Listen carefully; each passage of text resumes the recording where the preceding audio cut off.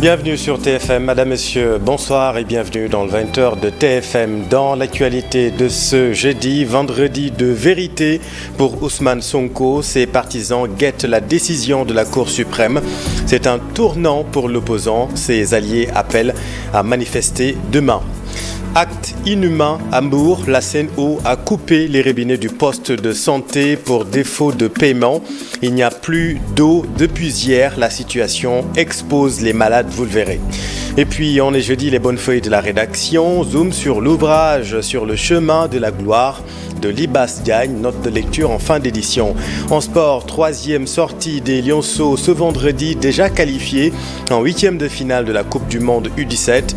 Un match important tout de même pour le moral du groupe selon le sélectionneur Serigne Saliou Dia.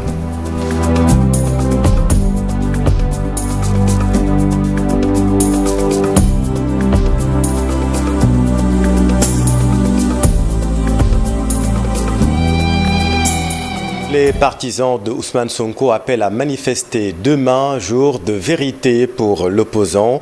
Demande de manifestation introduite par les leaders alliés du candidat. Écoutons là-dessus El Hadj Malick Ndiaye, ex-Pastef. Ce qui se joue cette semaine et particulièrement demain, ce n'est pas l'avenir de Ousmane Sonko, c'est notre avenir. Notre volonté en tant que panafricain, en tant que Sénégalais, de se réapproprier notre pays.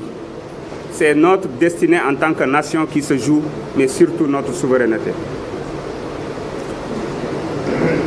C'est pour cela que j'appelle tous les Sénégalais épris de justice à s'organiser sur toute l'étendue du territoire en vue du demain 17 novembre 2023 pour exercer leur droit constitutionnel à la résistance et pour refuser le diktat d'une minorité qui veut nous imposer un groupuscule minoritaire. Vendredi décisif donc pour Ousmane Sonko, la Cour de justice de la CEDEAO et la Cour suprême vont statuer simultanément sur des recours qui concernent la réintégration du leader de l'ex-Pastef sur les listes électorales.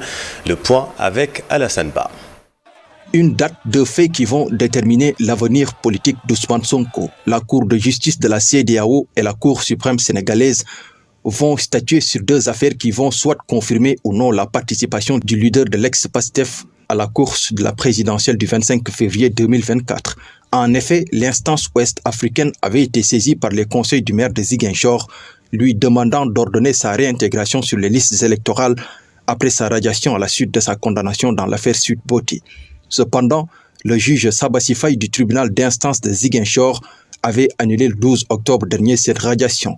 Cette décision prise par le juge avait poussé son mandataire national, le député Aïb Dafé, à se rendre à la direction générale des élections pour récupérer les fiches de parrainage. Malheureusement pour lui, la DGE avait refusé à 3 reprises de s'exécuter, estimant que Sonko ne figurait pas sur les listes électorales. Entre-temps, la Sénat, saisie, avait aussi ordonné à cette direction de lui remettre les fiches de parrainage. Les membres de la Commission électorale nationale autonome qui avaient pris cette décision ont été remplacés par la suite. Ce 17 novembre, c'est aussi l'audience de la première chambre administrative de la Cour suprême sur le pourvoi de l'agent judiciaire de l'État contre la réintégration du maire de Ziguinchor sur les listes électorales. Le juge Abdoulaye Ndiaye, qui devra présider cette séance, avait été récusé par les avocats de l'opposant, mais ils ont été déboutés par cette haute juridiction. Les partisans et soutiens de Ousmane Sonko considèrent la journée de ce vendredi comme étant historique. Ils ont appelé à des rassemblements pacifiques dans les différents départements. Les leaders et alliés du principal opposant veulent par la même occasion exiger sa libération après son transfert à la prison du Cap Manuel et de tous les détenus politiques, mais aussi exiger l'application des décisions du juge Sabassi Faye et de la Sénat. Merci Alassane. Des personnalités de premier plan s'insurgent contre un non-respect de l'état de droit au Sénégal. Elles sont membres du mouvement Demain Sénégal et elles appellent les Sénégalais à se mobiliser pour défendre les principes démocratiques. Synthèse d'Issa Prera. 83% des citoyens sénégalais ne sont pas satisfaits de l'état de droit et de la bonne gouvernance. C'est ce qui ressort d'une étude menée par Demain Sénégal, une association de la société civile qui s'est aussi penchée sur des sujets tels que la santé, l'emploi, l'habitat et l'éducation de qualité qui de plus en plus sont source de profondes préoccupations chez les Sénégalais. Au titre de l'actualité, Demain Sénégal exprime toute son inquiétude par rapport à l'attitude de refus du Sénat d'appliquer une décision de justice, mais aussi à la nomination surprise des membres de la Sénat, et ce dans des conditions discutables. La situation de l'université Cheikh Anta Diop, l'immigration irrégulière, mais aussi la différence de traitement des libertés de mouvement des candidats ont également été aussi étudiés par Demain Sénégal. Pour l'association, la justice et la démocratie doivent prévaloir. En cette veille d'élection présidentielle, l'association invite l'administration électorale à être impartiale, mais aussi à être loyale vis-à-vis des Sénégalais. Elle invite aussi les citoyens à se mobiliser pour défendre notre démocratie. Aux candidats à la présidentielle, Demain Sénégal les appelle à s'engager à signer une charte citoyenne de la démocratie, une charte issue des assises de 2009. Demain Sénégal est une association qui se dit non partisane de la société civile avec des membres au Sénégal et dans la diaspora. Sa mission, contribuer à sortir le pays de la pauvreté, reconstruire le fondement du bien-être et aussi améliorer la qualité de vie des Sénégalais. L'association veut aussi que les engagements pris par les candidats à la présidentielle soient effectifs et pérennes une fois au pouvoir. Enfin, sur les 5 sujets de préoccupation étudiés par l'association, en sortira un livre blanc qui servira de base de discussion avec ces mêmes candidats à la présidentielle. Et sur l'état de droit en question, on en parle tout à l'heure dans Soir d'Info, la suite avec la professeure Amsatou Sow Sidibé, candidate à la candidature. Un poste de santé privé d'eau par la Sen'Eau, une coupure pour non-paiement de factures. Sans l'or bleu, la prise en charge des malades est quasi impossible, alertent les infirmiers. Explication d'Aïmati Dieng. La situation est critique au poste de santé de Mbour-Toucouleur. L'eau est coupée pour non-paiement des factures. Selon Ousmane Diédhiou, infirmier chef de poste de Darou Salam, cette situation découle du non-respect par le maire de Mbour de sa promesse. L'eau du poste de santé de Mbour-Toucouleur a été coupée. Il y a 6 mois de cela, nous avons interpellé M. le maire à travers d'une rencontre pour lui signifier des difficultés que nous rencontrons au niveau des structures. Le maire a pris l'engagement de régler ces problèmes. Ainsi, les dirigeants des 7 postes de santé de Mbour réunis exigent que l'eau soit rétablie dans les plus brefs délais au risque de paralyser le secteur de la santé dans le département. Nous dénonçons cela et appelons parties prenantes à trouver des solutions pour que cela cesse dans les meilleurs délais. Donc si vraiment rien n'a été fait, donc nous risquons de paralyser le système dans le département de Mbour parce qu'on ne va pas exposer les patients. Les blouses blanches ont fait également état d'autres difficultés qui affectent leur structure. En 2021, il n'y a aucune structure de la commune qui a reçu son fonds de dotation. L'autre élément également, c'est l'évacuation des déchets biomédicaux au niveau des structures de santé. Pour le moment, les maisons environnantes ravitaillent le poste de santé de Mbour-Toucouleur en eau. Après Octobre Rose, le mois de novembre est le mois de sensibilisation au cancer masculin. Le cancer de la prostate est le plus fréquent chez les hommes. Il représente les 2/3 diagnostiqués chez les 45 ans et plus au Sénégal. Aminata Mbaresso. Cancer de la prostate, une pathologie méconnue du grand public. Toutefois, dans les structures hospitalières sénégalaises, elle constitue la plus diagnostiquée chez les hommes. Vous savez, le cancer de la prostate, c'est le premier cancer de l'homme. Et en matière même de fréquence, le cancer de prostate est aussi fréquent que le cancer du sein. Mais malheureusement, moins diagnostiqué. Les données de Globocan, c'est donc l'institution qui donne les fréquences des cancers, place le cancer de la prostate au Sénégal comme le 3e cancer. Mais actuellement, c'est vraiment le premier cancer de l'homme dans 40 pays au sud du Sahara. Ces études menées par l'institution Globocan donnent une idée sur l'urgence d'une prise en charge précoce de ce cancer qui touche les hommes âgés de 45 ans et plus. le dépister, c'est-à-dire chaque année, à partir de 45 ans, aller voir son médecin traitant, aller voir son neurologue et faire un dépistage. Si on attend les symptômes, c'est que la maladie est avancée. Un diagnostic assez tardif ajouté à un traitement onéreux, conséquence, les cas de décès se multiplient. La chimiothérapie, elle est gratuite. Le cancer de la prostate, le traitement est hormonal, c'est l'hormonothérapie. Et l'hormonothérapie est encore à la charge des patients et n'est pas gratuite. C'est vraiment, il n'y a pas d'équité en matière de cancer dans nos pays. Les cancers féminins sont privilégiés par rapport aux cancers masculins. Novembre bleu, un mois consacré à la sensibilisation, mais également au dépistage contre le cancer de la prostate. Merci Aminata. Tout autre chose, une mobilité fluide et intelligente grâce au digital, un transport de masse soucieux de la protection de l'environnement avec la multimodalité, des sujets débattus à Dakar par des experts venus d'Afrique. Notre pays accueille la 11e édition du Digital African Tour. Compte rendu, Pafarning, Yaya Diallo. Ville africaine durable, mobilité urbaine, accélérateur de croissance, un thème qui a regroupé des acteurs clés de la mobilité et du développement urbain en Afrique. Le Digital African Tour, une solution pour la mobilité au Sénégal, car le numérique est transversal et incontournable. On a choisi Dakar, ça nous paraît évident, parce que Dakar est une ville stratégique, une ville, la porte de l'Afrique comme on le dit, et que compte tenu donc des investissements qui ont été mobilisés et le fait que le CEDUD soit le premier opérateur de mobilité en Afrique, l'un des premiers en tout cas, nous incite à venir à Dakar pour organiser cette conférence, justement pour nous inspirer de l'expérience sénégalaise qu'on peut partager notamment dans la sous-région comme on a l'habitude de le faire. Dakar, une ville en pleine expansion aux défis nombreux. De ce fait, le CETUD prône sur la multimodalité pour une mobilité intelligente et la préservation de l'environnement. Une transition vers la mobilité collective avec l'investissement très important sur le TER, le BRT, et nous irons encore plus loin. Mais aussi transition énergétique avec ces investissements puisque nous sommes allés vers des modes propres.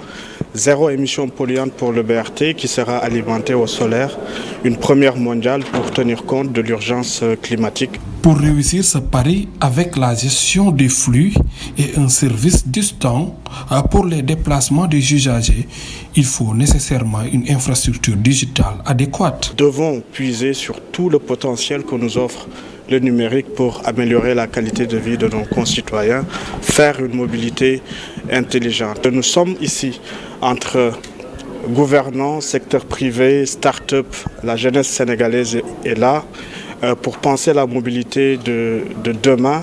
Et c'est dans ces modes de gouvernance participative aussi que nous trouverons les solutions à la complexité avec des financements innovants. Durant 2 jours, à l'occasion de la 11e édition du Digital African Tour, les experts ont échangé sur la modalité et les voies et moyens pour avoir des villes africaines durables en s'appuyant sur le digital. Réussir aussi la transition énergétique en préservant l'environnement. Ouais, Pafara, et le digital ne fait pas toujours des heureux. Le numérique est même la source des misères d'un métier. Les crieurs de journaux, ringardisés par le tsunami digital. Les bénéfices sont infimes. Les vendeurs à la criée veulent bénéficier désormais de l'aide à la presse. Reportage Habib Faye. 30 ans avec un quotidien rythmé par la vente de journaux. Seydou Douké est connu grâce à cela. Debout devant son kiosque, il refait ses piles de journaux, les arrange dans l'espoir de voir ses clients se pointer. Ce n'est le pic puisqu'ils viennent à compte-gouttes. Ce qui n'était pas le cas à l'époque où il n'y avait pas le numérique. Seydou Douké voit maintenant son activité menacée. Ils ont tous les unes des journaux dans leur téléphone portable grâce à Internet. Seuls les vieux viennent acheter les quotidiens, mais nous ne les voyons plus. Le moment est venu pour trouver des alternatives afin de subvenir à ses besoins, estime le vendeur de journaux. Aujourd'hui, il est difficile de gagner 1500 francs. Je ne peux pas avoir un bénéfice supérieur à 1500 francs CFA par jour. Je suis dans le métier pour éviter le chômage. Parfois, je pars travailler dans une entreprise pour compléter mes dépenses quotidiennes. La menace numérique est tellement réelle que les journaux vont disparaître d'ici peu. Auparavant, les jeunes venaient acheter les journaux, particulièrement les quotidiens sportifs. Maintenant, aucun jeune ne traîne ici pour acheter. La vente de journaux ne marche plus à part le Stade quotidien et l'Observateur. Le papier ne s'achète pas. Une chose est sûre, si les vieux arrêtent d'acheter les quotidiens, ce support d'information disparaîtra. Car il ne faut plus compter sur les jeunes. À la recherche d'un travail beaucoup plus rentable, Seydou a pratiqué l'immigration. J'étais au Mali à la recherche de meilleures conditions de vie, mais je n'ai pas pu trouver mon compte là-bas. C'est pour cela que je suis revenu au Bercail, continuer la vente des journaux. Vendre un quotidien d'information n'est plus chose aisée. Seydou Douké remue ciel et terre pour écouler ses papiers qui, jadis, étaient très prisés. Mais aujourd'hui, le numérique a pris le dessus sur les journaux. Ouais, avec plus la médaille est belle, plus le revers sera lourd, n'est-ce pas? Et pourtant, le digital pourrait aider pour l'obtention d'actes d'état civil. À Tivaouane, par exemple, plusieurs élèves de terminale de 3e et CM2 risquent de ne pas passer les examens. Certains n'ont pas d'acte d'état civil. L'état civil de Tivaouane avait été, souvenez-vous, incendié en 2012. Plusieurs registres partis en fumée. Reportage Charanta Diop et Latir. Visite guidée au niveau de l'état civil de Tivaouane, l'officier d'état civil ainsi que le maire et ses adjoints ont fait savoir aux membres du Haut Conseil des collectivités territoriales les difficultés auxquelles le centre d'état civil de Tivaouane est confronté. Pour pouvoir faire la reconstitution, il faut obligatoirement un décret. Nous avons pensé au départ que ça n'allait pas être long, mais on a vu actuellement jusqu'à présent ça dure presque 1 an. Et ça n'a pas encore été fait. Et des élèves qui sont dans les classes et qui n'ont pas de papier normalement légal. C'est le cas du gosse qui a le bac. Il a eu des mentions très honorables, très bien. Actuellement, il l'a eu sur le nom de quelqu'un d'autre. Donc ça aussi, c'est un problème. Le second problème, c'est avec les daras. Ici, vous voyez des gens qui amènent leurs enfants, qui les confient à un sëriñ dara. Les gens restent ici à Tivaouane de 3 ans à 30 ans, 35 ans. Donc eux aussi, ils sont obligés d'avoir un état civil normal. Des problématiques toujours d'actualité qui interpellent tout le monde. Yves Lamine Ciss, au Conseil des collectivités territoriales, chef de la délégation, a pris bonne note et promet de contribuer à l'amélioration de cette problématique. C'est pourquoi donc nous sommes là aujourd'hui pour faire un diagnostic ensemble pour voir quels sont les points forts mais aussi les points faibles au niveau des collectivités territoriales pour donner un avis, ou bien des avis au président de la République et aux différents ministères qui travaillent dans ce cadre-là. Auparavant, la délégation du Haut Conseil des collectivités territoriales a aussi visité l'état civil de Niakhène. Les mêmes problèmes ont été soulevés. Promotion des mathématiques à l'élémentaire. Le projet d'appui à l'amélioration de l'enseignement des mathématiques à l'élémentaire forme les directeurs d'école et enseignants. La session s'est déroulée à Bunkiling. Reportage Bakary Kanté et Kali Jamé. Les enseignants de l'élémentaire du département de Bunkiling ont bénéficié d'une session de formation en mathématiques avec le projet PAM. On s'est rendu compte depuis quelques années de cela qu'il y a des problèmes aujourd'hui avec l'enseignement des mathématiques. L'objectif ou l'ambition de l'État, c'est de développer l'enseignement des sciences, y compris l'enseignement des mathématiques, de la technologie, de l'entrepreneuriat. Donc il faut former des scientifiques. Nous autres, membres de l'équipe technique locale, avions déjà bénéficié la semaine dernière d'une formation qui a été donnée par l'équipe technique nationale. Et nous sommes là aujourd'hui avec nos directeurs d'école, accompagner chacun d'un maître de la première ou de la deuxième étape pour donc la démultiplication de la formation que nous avons reçue. Eux également sont appelés, une fois de retour dans leurs écoles respectives, à démultiplier également cette formation. Ils auront une clé ISB où le module de la formation sera à leur disposition. Yaya Diata, directeur de l'école élémentaire de Bogal. Nous nous félicitons d'ailleurs de l'arrivée de cet atelier, donc, qui est venu à son heure.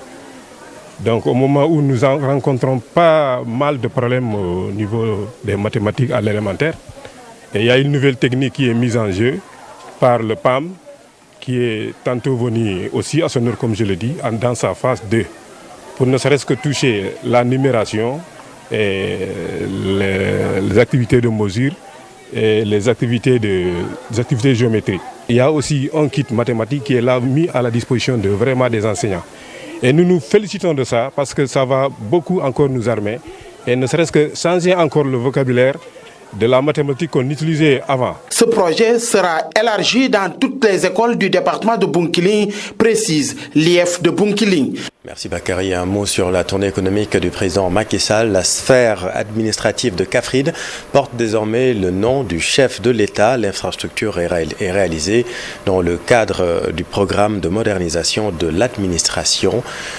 Bâtiment sphère inauguré par le chef de l'État lui-même que voici.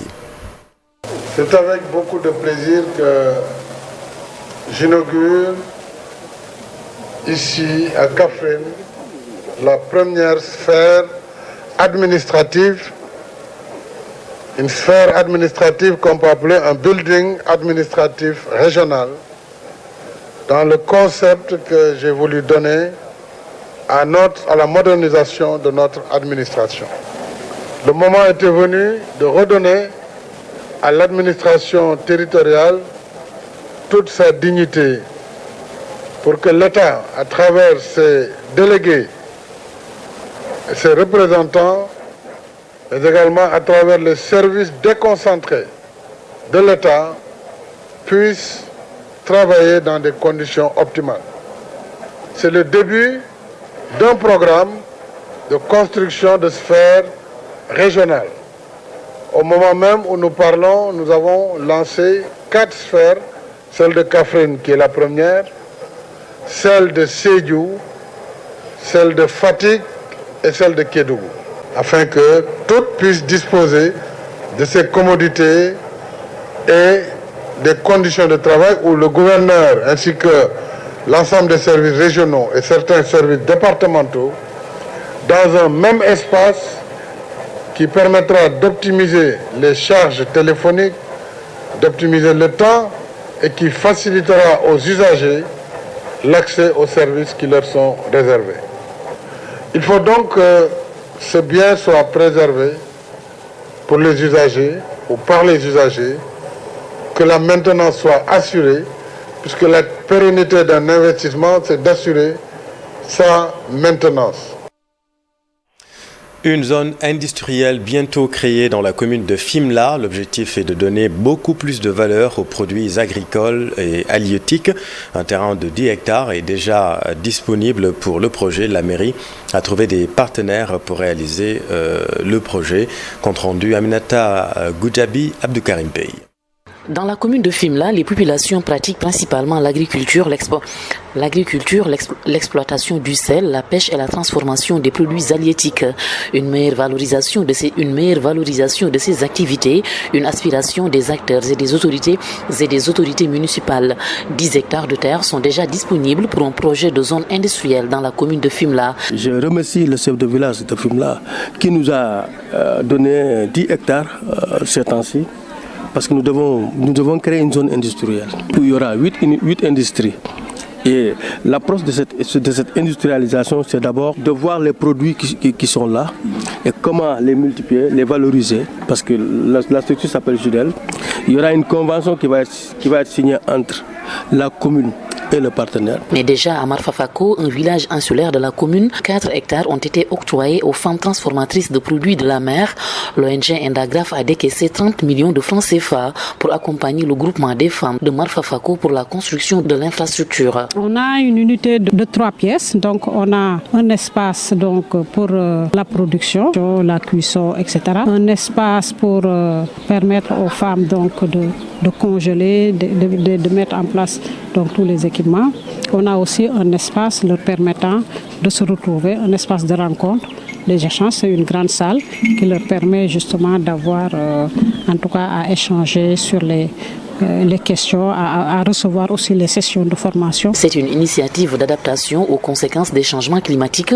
Les équipements avec lesquels les femmes vont travailler dans cette unité vont fonctionner uniquement avec de l'énergie solaire. Comme vous le savez, nous sommes dans une zone insulaire qui est très, en tout cas, marquée par les impacts du changement climatique. Alors nous avons voulu concilier les initiatives liées au changement climatique, la lutte contre le changement climatique, d'accès aux revenus et aussi d'accompagnement pour une meilleure prise en compte des femmes dans les politiques locales, mais aussi dans les politiques climatiques. Ce genre d'initiative peut être une solution à l'exode rural et à l'immigration clandestine qui se féminise de plus en plus, selon les autorités municipales de Fimela.